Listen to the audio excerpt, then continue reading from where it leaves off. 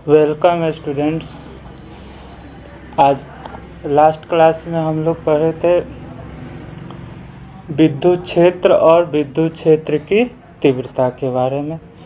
तो उसमें maximum point हम क्लियर करने का कोशिश किए थे और उससे पहले कूलम्ब लॉ के विषय में भी हम लोग पढ़ चुके हैं। लेकिन एग्ज़ाम में अगर कूलम्ब लॉ पूछेगा तो वह आपको सदिश फॉर्म में पूछेगा, यानी कि कूलम्ब लॉ को वेक्टर के रूप में आपसे पूछेगा, ज़्यादातर यही पूछता है। तो हम वेक्टर फॉर्म में जान के नहीं पढ़ा, चूँकि 11 क्लास में हम वेक्टर बता रहे हैं आप लोग को। तो एक दो क्लास आप लोग वेक्टर का देख लीजिएगा, कम से कम यूनिट वेक्टर वगैरह का कंसेप्ट ले लीजिएगा। तो लास्ट में हम कूलम्ब लॉ को वेक्टर फॉर्म में भी कर देंगे और बहुत सिंपल, केवल एक यूनिट वेक्टर उसमें ऐड करना है। आज का क्लास काफ़ी इम्पोर्टेंट है क्योंकि आज हम लोग विद्युत बल रेखाएं, इलेक्ट्रिक फील्ड लाइंस के विषय में पढ़ने वाले हैं। तो जैसे बताए हैं आप लोग को, पहले नोट कर लीजिएगा आप लोग आराम से, और इस पे हम लोग चर्चा भी करेंगे। और एग्ज़ाम में गारंटेड है कि किसी ना किसी फॉर्म में यह आपका आएगा है। तो एक तरह से हम आपका नोट भी तैयार करवाते चल रहे हैं। तो विद्युत बल रेखा जो है वास्तव में वह विद्युत क्षेत्र को ही समझने के लिए, एक्सप्लेन करने के लिए कल्पना किया गया है। क्योंकि ऐसे तो आपको विद्युत क्षेत्र दिखाई नहीं दे रहा है, तो उसके विषय में पढ़ने के लिए, जानने के लिए वैज्ञानिकों ने क्या किया कि विद्युत बल रेखा का एक विजुअलाइजेशन किया, एक कंसेप्ट किया, ताकि उससे पता चले कि कोई चार्ज है तो वह किस तरह का फील्ड अपने, हम लोग पढ़े कि विद्युत क्षेत्र का परिभाषा पढ़े आप लोग कि कोई भी आवेश है वो अपने आसपास के क्षेत्र में कुछ खुराफात कर रहा है, कुछ चेंज ला रहा है। तो किस तरह का चेंज ला रहा है, और अगर दो या दो से अधिक आवेश है तो सभी के विद्युत क्षेत्र कैसे एक दूसरे से इंटरेक्ट कर रहे हैं। तो इन सब का विजुअलाइजेशन के लिए हम लोग को आवश्यकता पड़ी विद्युत बल रेखाओं की। तो सबसे पहले एकदम आसान, माइंड शांत करके आप लोग, और हाँ वीडियो पूरा देखिए आप लोग, और हर दिन आपका देखिए कि बढ़ते चला जा रहा है। अगला चैप्टर में भी बहुत जल्दी हम लोग इन कर जाएंगे। तो विद्युत बल रेखा जो है वह विद्युत क्षेत्र को विजुअलाइज करने का, प्रदर्शित करने का एक माध्यम है। सबसे पहले आप लोग परिभाषा पे आ जाइए। तो विद्युत बल रेखाएं, इलेक्ट्रिक फील्ड लाइंस। तो विद्युत बल रेखा विद्युत क्षेत्र में खींचा गया वह काल्पनिक निष्कोण वक्र है जिस पर एक स्वतंत्र व पृथक्कृत धनावेश गति करता है यदि वह गति करने के लिए स्वतंत्र हो। अगला पॉइंट हमने लिखा है कि विद्युत बल रेखा के किसी भी बिंदु पर खींची गई स्पर्श रेखा उस बिंदु पर विद्युत क्षेत्र की दिशा प्रदर्शित करती है। ठीक है। और एग्जाम में, ऑब्जेक्टिव में या 2 नंबर में हम देख रहे हैं कई साल का क्वेश्चन पेपर में कि कोई धन आवेश या ऋण आवेश या आवेश का एक पेयर ले लिया, एक धन आवेश और एक ऋण आवेश, या फिर दोनों धन आवेश।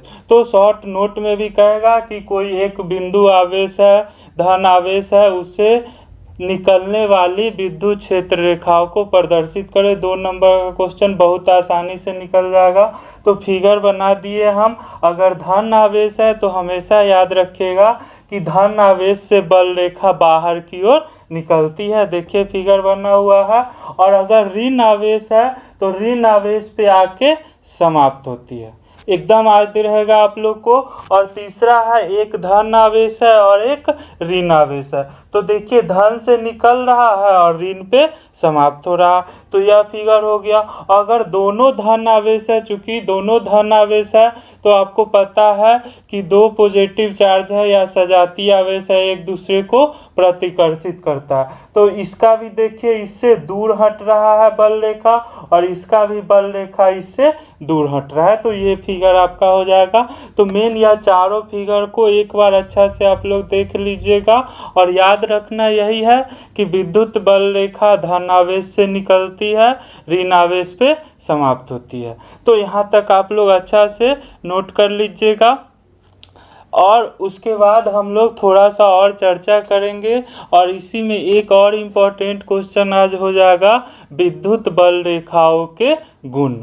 जैसे कहेगा कि विद्युत बल रेखा कभी भी एक दूसरे को नहीं काटती है, या फिर अभी आपने पॉइंट लिखा कि विद्युत बल रेखा पर खींची गई स्पर्श रेखा विद्युत क्षेत्र की दिशा बताती है। तो इन सब का चर्चा हम लोग अभी करेंगे। आप लोग पहले इसको नोट कर लीजिए अच्छा से। तो विद्युत बल रेखा वह काल्पनिक वक्र है या रास्ता है जिस पे कोई स्वतंत्र धनावेश चलेगा यदि वह चलने के लिए स्वतंत्र हो। तो इस तरह से आपका है, और यह ध्यान दीजिएगा डिफिनीशन के लैंग्वेज पे कह रहा है स्मूथ वक्र है, ठीक है, यानी निष्कोण है, यानी कि इस तरह से एंगल इसमें आप नहीं दे सकते हैं। बिल्कुल कैसा वक्र है, तो स्मूथ वक्र है। और इस पे कह रहा है कि अगर किसी भी बिंदु पे कोई स्पर्श रेखा खींचते हैं, तो आप लोग पढ़े होंगे वृत्त की स्पर्श रेखा के विषय में क्या करता है, तो केवल एक बिंदु पे टच करता है, ठीक है। तो यह वक्र भी आप मान सकते हैं कि वृत्त का ही एक भाग है, कोई बड़ा वृत्त है उसका एक भाग है। तो इसके किसी भी बिंदु पे आप यदि स्पर्श रेखा खींचिएगा तो वह किसका दिशा बताएगा, इलेक्ट्रिक फील्ड की दिशा बताएगा, विद्युत क्षेत्र की दिशा बताएगा। पहला पॉइंट यह आप लोग को क्लियर रखना है। और एक बहुत इम्पोर्टेंट क्वेश्चन आप लोग का यहाँ पे आता है कि एग्जाम में देगा कि विद्युत क्षेत्र रेखाएं कभी भी एक दूसरे को नहीं काटती है। जैसे मान लो कि हम कल्पना करते हैं कि एक विद्युत रेखा ये है और एक दूसरा विद्युत रेखा ये है, ठीक है, और इसका अभी लिखाएंगे विद्युत बल रेखा की विशेषता में कि वे कभी भी एक दूसरे को नहीं काटती है। लेकिन थोड़ा देर के लिए हम कल्पना करते हैं कि मान लीजिए कि यह दो रेखा है विद्युत क्षेत्र रेखा और एक दूसरे को काट ली। उस केस में क्या होगा कि कटान बिंदु पे आप एक स्पर्श रेखा इस डायरेक्शन में खींच सकते हैं, दूसरा स्पर्श रेखा, ध्यान से देखिए, एक इस वक्र का स्पर्श रेखा हो गया और दूसरा इस वक्र का स्पर्श रेखा हो गया। तो यहाँ पे विद्युत क्षेत्र का सेम बिंदु पे विद्युत क्षेत्र की दो दिशा हो गई जो कि संभव नहीं है, क्योंकि स्पर्श विद्युत क्षेत्र रेखा के किसी भी बिंदु पे खींची गई स्पर्श रेखा विद्युत क्षेत्र की दिशा बताएगी, तो वह तो एक यूनिक होगा, एक निश्चित दिशा को बताएगा। और अगर कभी भी याद रखिएगा, कभी भी स्पर्श विद्युत क्षेत्र रेखाएं एक दूसरे को नहीं काटती है। तो एग्जाम में पूछ लेगा कि क्यों नहीं काटती है, तो आप कहिएगा कि यदि दो विद्युत क्षेत्र रेखाएं एक दूसरे को काटेगी तो कटान बिंदु पे दो स्पर्श रेखाएं खींची जा सकती है, अर्थात कटान बिंदु पे विद्युत क्षेत्र की दो दिशा हो जाएगी जो कि संभव नहीं है। तो यह चीज़ आपका क्लियर हो गया। तो अगला हम लोग टॉपिक यह समझाना था आपको, स्पर्श रेखा क्लियर कर दिए हैं। अब हम लोग अगला लिखेंगे विद्युत बल रेखाओं की विशेषता। थोड़ा सा जल्दी हम लोग वीडियो को छोटा रखने का कोशिश करेंगे। तो विद्युत बल रेखा के गुण हम लोग विद्युत बल रेखाओं की विशेषता एग्जाम पॉइंट ऑफ व्यू से काफ़ी इम्पोर्टेंट है। आप लोग एक बार ध्यान से सब लोग देख लीजिए। तो पहला गुण कह रहा है विद्युत बल रेखाएं धनावेश से प्रारंभ होती है तथा ऋणावेश पे समाप्त होती है। तो फिगर आपको बता ही दिए थे कि पॉजिटिव चार्ज अगर है तो इससे क्या होता है, बाहर निकलता है, इस तरह से सभी दिशा में बाहर निकलेगा। अगर ऋण आवेश है तो उस पे क्या होगा, तो समाप्त होता है। तो विद्युत बल रेखा का गुण बहुत इंपॉर्टेंट है एग्जाम के लिए। तो विद्युत बल रेखाएं धनावेश से प्रारंभ होती है तथा ऋणावेश पे समाप्त होती है। दूसरा गुण आ जाइए, बल रेखा के किसी भी बिंदु पर खींची गई स्पर्श रेखा उस बिंदु पर विद्युत क्षेत्र की दिशा बताती है। क्लियर है एकदम। तीसरा पॉइंट इम्पोर्टेंट है जो कि आपसे क्वेश्चन पूछता है कि दो बल रेखा कभी भी एक दूसरे को नहीं काटती है। तो समझा दिए थे, लिख लीजिए। दो बल रेखाएं कभी भी एक दूसरे को नहीं काटती है क्योंकि कटान बिंदु पर दो स्पर्श रेखा खींची जा सकती है जो उस बिंदु पर विद्युत क्षेत्र की दो दिशा प्रदर्शित करेगी। यह असंभव है। एक फिगर भी छोटा सा बना दिए हैं। दो अगर काटा तो कटान बिंदु पर एक स्पर्श रेखा इधर खिंचा सकता है, एक इधर। तो इस बिंदु पर विद्युत क्षेत्र की दो दिशा हो गई जो कि असंभव है। इस तरह से एग्जाम में भी आप लोग एक्सप्लेन कर दीजिएगा। चौथा पॉइंट है बल रेखाएं खींची हुई लचीली डोरी के समान सिकुड़ने का प्रयास करती है। यही कारण है कि विपरीत आवेशों में आकर्षण होता है। तो फिगर भी देखिएगा, लगेगा आपको क्या कि इधर पॉजिटिव चार्ज है, इधर निगेटिव, तो क्या लगेगा कि सिकुड़ने का प्रयास कर रहा है, जैसे कि रबर सिकुड़ने का कोशिश करता है। तो यह आपका 4 पॉइंट हो गया। एक दो पॉइंट और आप लोग को लिखवा देंगे, इसको अच्छा से आप लोग नोट कर लीजिए। एक छोटा सा स्टोरी आप लोग को सुनाते हैं। जैसे अभी हमने कहा कि बल रेखा का कल्पना किया गया विद्युत क्षेत्र को विजुअलाइज करने के लिए, समझने के लिए। तो बहुत पुराने समय का बात है। बुद्ध के पास एक अंधा व्यक्ति को पकड़ के उनका शिष्य सब लाया। वह अंधा था लेकिन काफ़ी दिमाग का तेज व्यक्ति था। तो उसको लेके आया और बुद्ध से कह रहा है कि देखिए प्रभु, यह प्रकाश को मानने से इनकार कर रहा है। यह कहता है कि प्रकाश है ही नहीं, और यदि है तो हमको स्पर्श करके बताओ, नहीं छुआ सकते हो तो चख के बताओ कैसा है चखने में, उससे भी नहीं होता है तो हमको सुना के बताओ कि कैसा हुआ सुनाई देता है।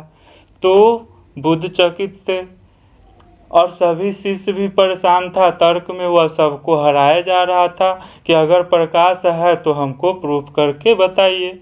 तो वैसा केस आप लोग के साथ नहीं होना चाहिए कि स्पर्श रेखा है तो हमको दिखाइए, दिखाने के लिए ही यह आपका विजुअलाइजेशन किया गया है। तो बुद्ध बोले उसको कि ठीक है, कोई वैद्य था उसके पास भेजे, वह कुछ दिन तक इलाज किया तो उसका आँख में जो पर्दा उसका धुंधला हो गया था, वह आयुर्वेद था पुराना ज़माना का, वह ठीक हो गया तो उसको दिखाई देने लगा। तो अब वह बुद्ध के चरण में गिरा, बोला कि ठीक है प्रभु, हम मानते हैं कि प्रकाश है। तो कहने का मतलब यहाँ पर यह है कि वह तो खैर कहानी की बात है। हम लोग विद्युत बल रेखा बहुत इम्पोर्टेंट कंसेप्ट है। एक तो यह क्वेश्चन सीधा आपका एग्जाम में पूछ ले रहा है, उस दृष्टि से भी इम्पोर्टेंट है, और आगे इसका काफ़ी हम लोग एप्लीकेशन लेंगे। तो छोटा छोटा स्टेप में हम लोग पढ़ते जा रहे हैं। एक दो पॉइंट और लिख देते हैं विद्युत बल रेखा के विषय में, उसके बाद हम लोग विद्युत द्विध्रुव के बारे में पढ़ेंगे। तो अगला पॉइंट आपका है बल रेखाएं अपनी लंबाई के लंबवत दिशा में एक दूसरे से दूर हटने का प्रयत्न करती है। यही कारण है कि समान प्रकृति के आवेशों में प्रतिकर्षण होता है। देखिए, दोनों अगर पॉजिटिव चार्ज है तो एक दूसरे से दूर हटने का प्रयास कर रहा है। बल रेखा एक दूसरे से दूर जाती हुई लग रही है। तो यह पॉइंट हो गया। अगला पॉइंट है समरूप क्षेत्र में खींची गई बल रेखाएं परस्पर समानांतर होती है तथा एक दूसरे से समान दूरी पर होती है। काफ़ी यूज करेंगे इसका हम लोग।